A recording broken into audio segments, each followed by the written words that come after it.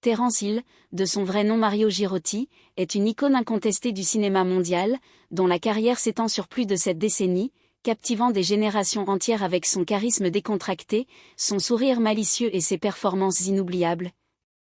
Particulièrement dans les westerns spaghetti aux côtés de son complice Bud Spencer.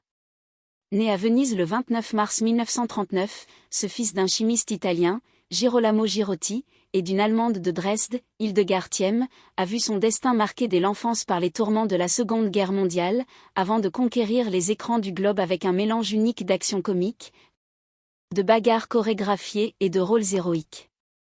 Pourtant, derrière l'éclat des projecteurs, sa vie a été jalonnée de défis personnels profonds, de pertes déchirantes et de transitions professionnelles audacieuses.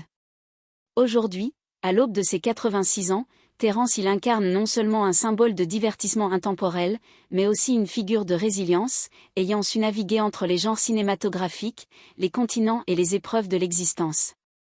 Dans cette exploration exhaustive et reformulée, nous plongerons au cœur de son parcours fascinant, des bombardements de Dresde à ses débuts fortuits au cinéma, de l'explosion de sa popularité avec Bud Spencer au western spaghetti révolutionnaire, en passant par ses ventures en solo, ses réalisations derrière la caméra, ses tragédies familiales et son héritage durable à la télévision italienne. Nous examinerons également les anecdotes méconnues, les choix artistiques qui ont défini sa trajectoire, et les leçons tirées d'une vie où le glamour hollywoodien côtoie les ombres de l'histoire personnelle. Préparez-vous à un voyage détaillé à travers l'univers de Terence Hill, où chaque chapitre révèle non seulement l'acteur, mais l'homme derrière le mythe.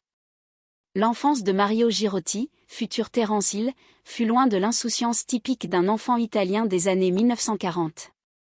Né dans la sérénité vénitienne, il n'avait aucun lien de parenté avec l'acteur Massimo Girotti, malgré les confusions récurrentes.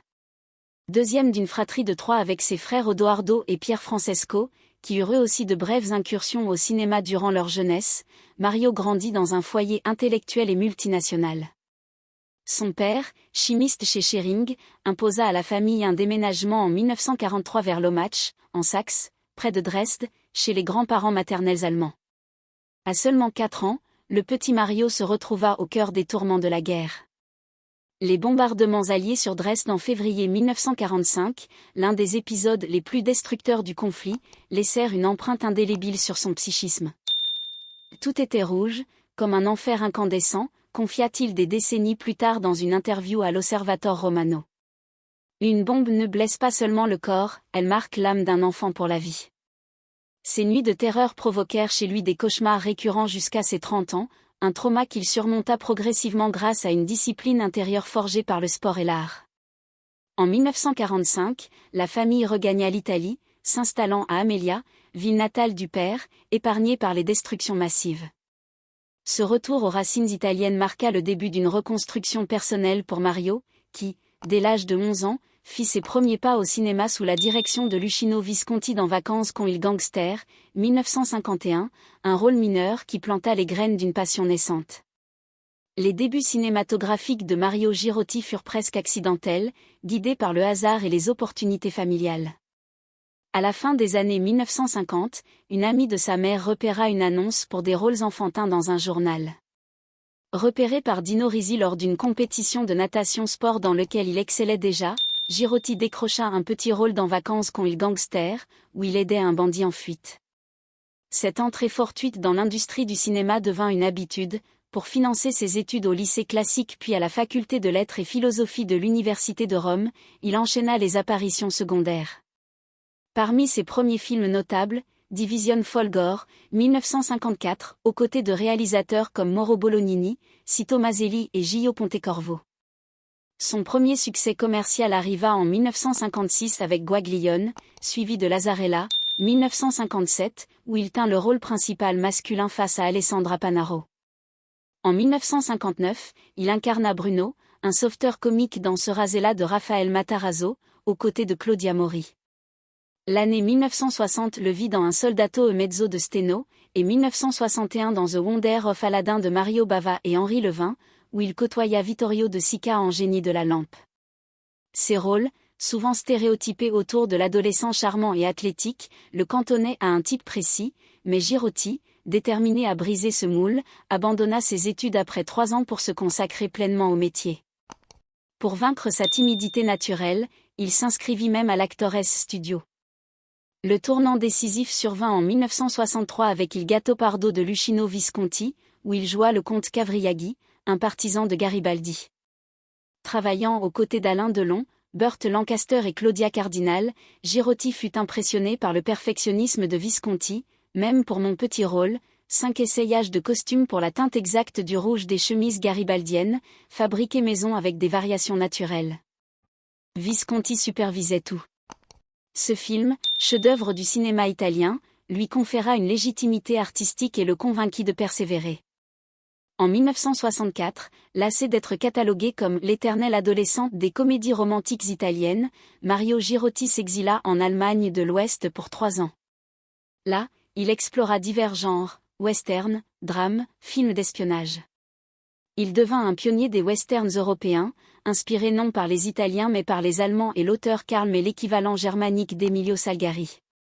C'était une période heureuse, se souvient-il. J'ai tourné 12 ou 13 films, échappant au typecasting italien. De retour en Italie en 1967, il épousa Laurie Hill, née Laurie Wickelbaumer, une américaine d'origine allemande rencontrée sur le tournage de Dio Perdona, Iono.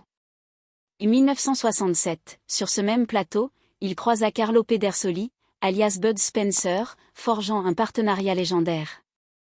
La production, suivant la mode des pseudonymes anglo-saxons pour séduire le marché international, imposa à Girotti une liste de 20 noms. Il choisit Terence Hill en 24 heures, pour les initiales TH identiques à celles de sa mère, Hildegard Thiem et non, comme le bruit court, sur suggestion de sa femme. Il remplaça au pied levé Peter Martel, blessé non par un cheval mais par un coup de pied rageur contre un mur lors d'une dispute amoureuse. Ce film marqua le début d'une bromance cinématographique iconique. Le duo Bud Spencer et Terence Hill naquit d'une alchimie immédiate, faite de regards complices, de festins gargantuesques et de bagarres chorégraphiées où les coups semblaient réels mais étaient pure illusion. Leur première rencontre remonte à 1959 dans Hannibal, mais c'est en 1967 sur Dio Perdona, Iono, de Giuseppe Colisi que la magie opéra. Colisi, observant l'engagement du public lors de projections test, décida de les associer dans I Quattro dell'Ave Maria, 1968. Le véritable explosion vint avec Lo Chiamavano Trinita, 1970, d'Enzo Barboni, E.B. Clucher, où il incarnait Trinita, un pistolero paresseux et gourmand face au shérif voleur de bétail joué par Spencer. Ce western comique, mélange innovant d'action et d'humour slapstick, devint le film italien le plus vu en salle de 1970 à 1986 en termes d'entrée.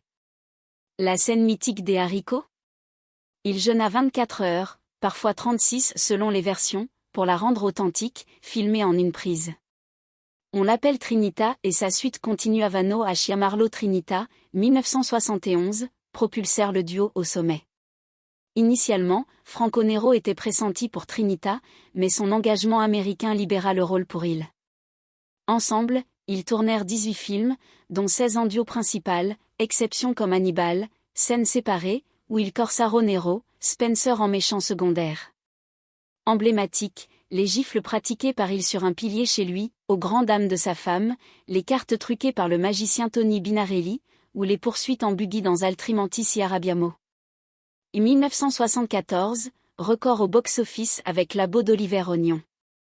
Il refusa des rôles nus chez Fellini, Satyricon, et des sagas violentes type Rambo italien. Spencer, athlète accompli, premier Italien sous la minute au 100 mètres nage libre, pilote licencié, fondateur d'une compagnie aérienne, pilota même un hélicoptère réel en 1985.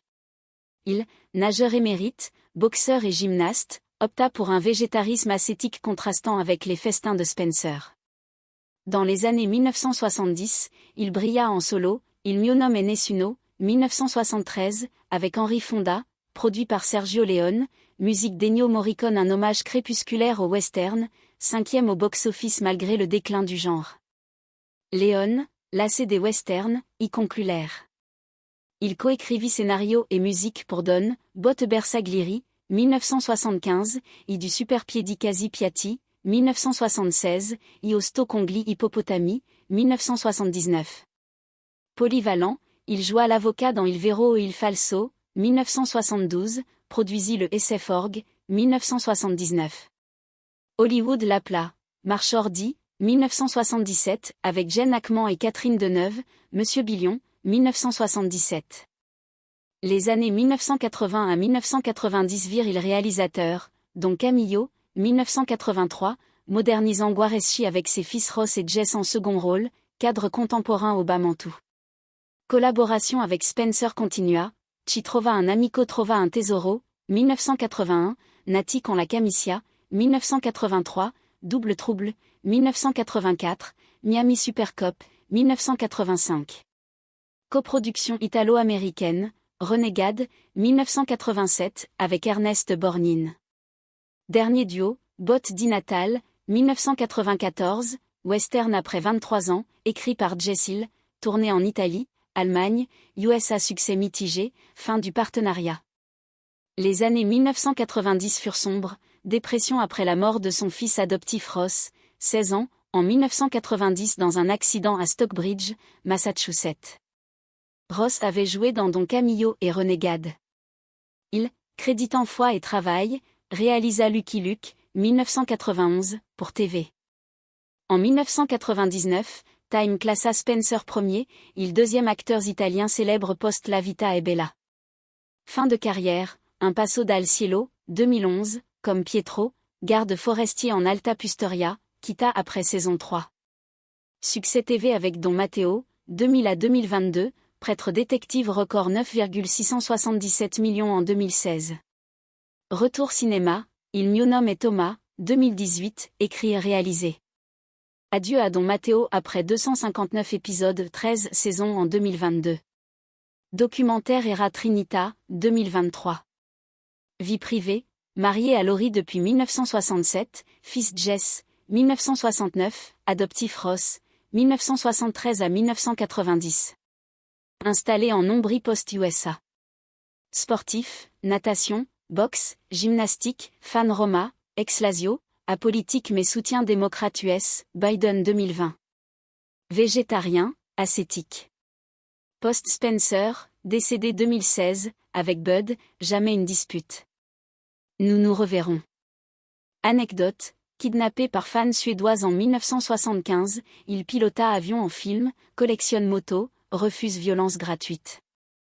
Héritage, 18 films avec Spencer, influence sur Comédie Action. À 86 ans, il incarne joie intemporelle. Quel film résonne en vous ?